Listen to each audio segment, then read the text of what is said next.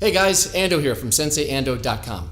So I'm at the gym the other day and I see this guy at the heavy bag. It's clear to everybody he has no idea what he's doing. Plants his feet, starts wailing away, he's grunting, yelling, screaming. I can only describe it like a hippo who's been set on fire.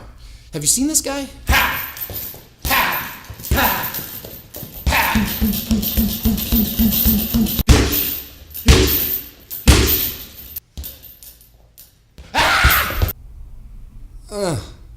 Okay, look, man, if that's you, it's okay, I get it. Maybe your mom signed you up for piano lessons instead of boxing lessons as a kid. Guess what? So did mine. Here's the good news. You can fix this. Now, I'm not going to lie to you. It takes years and years to build up a really solid set of skills. But if you're just someone who's at the gym, you see the heavy bag and you want to make it part of your workout for 10 minutes, 15 minutes, perfect. I've got 3 tips for you to get a little more bang out of your bag work. 3 simple tips that will immediately turn you from chump to champ. Let's go.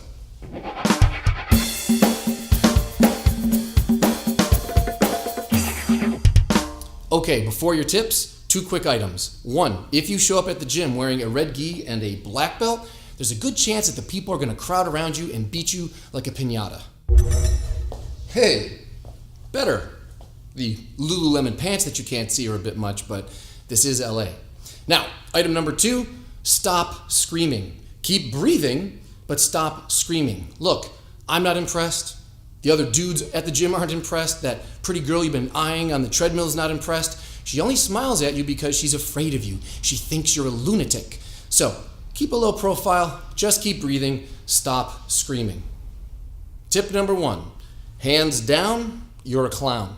Look, if you remember nothing else about martial arts, boxing, or fighting, please remember that your number 1 priority is to protect yourself at all times. I don't care if you throw the most ridiculous punches in the entire world, as long as you keep your hands up while you're throwing them, at least nobody can say that your defense wasn't tight.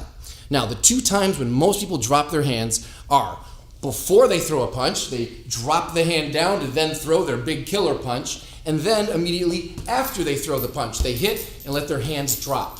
So please remember, keep your hands up before you punch, during your punch, and after your punch. Hands up all the time. Tip number 2, footwork. Keep moving. In a real fight, no one's just going to stand there and let you wail on them.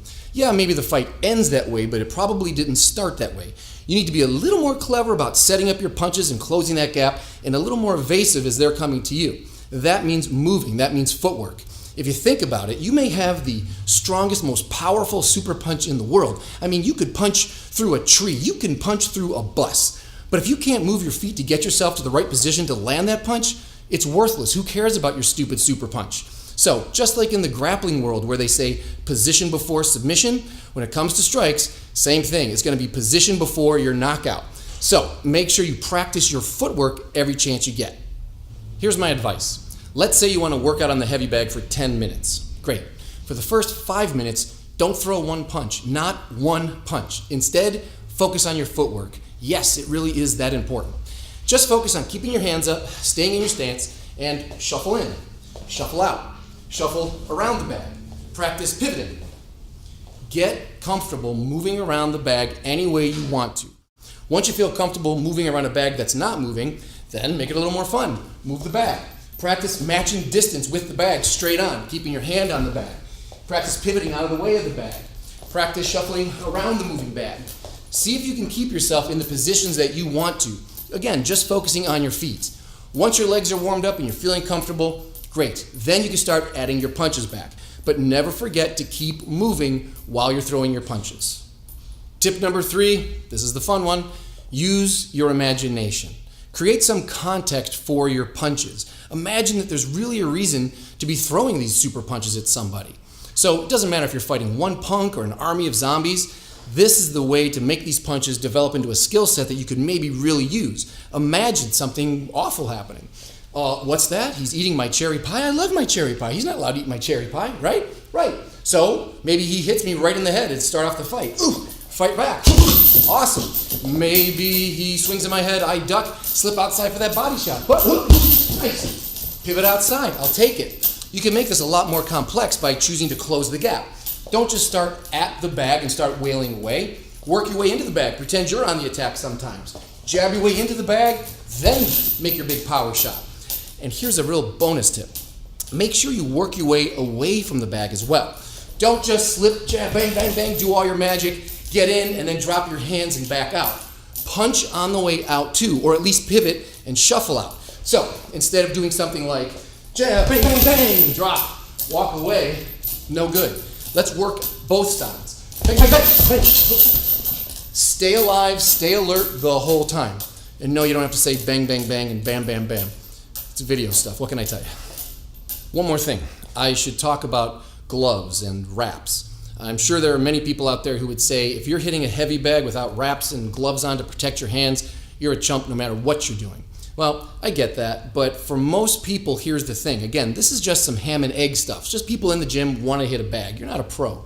And in my experience, if you start putting on wraps and gloves, usually most people start throwing way too much power. They start getting really sloppy, and basically they build bad habits. I don't want you to do that. I think it's better to just use your real hand and focus on working the bag, not killing the bag. Every time you start loading up these huge power shots, that's where trouble starts. But I think anybody who knows anything will be much happier watching somebody who's got their hands up, has their chin tucked, is staying in their stance, is working, and you can see that they're thinking their way into the bag and out of the bag. Those are the skills that are not only going to give you a great workout, but they're going to keep you safe. So gloves, hey, if you have them, go ahead and wear them. But it's not so bad if you don't have them either. Hey, I hope these tips helped. Maybe if we all work together, we can get rid of all the flaming hippos in our gyms. If you like these tips and you want to get more, don't forget to hit subscribe and click on over to senseiando.com to get on my email list. Until next time, keep your hands up and keep fighting for a happy life.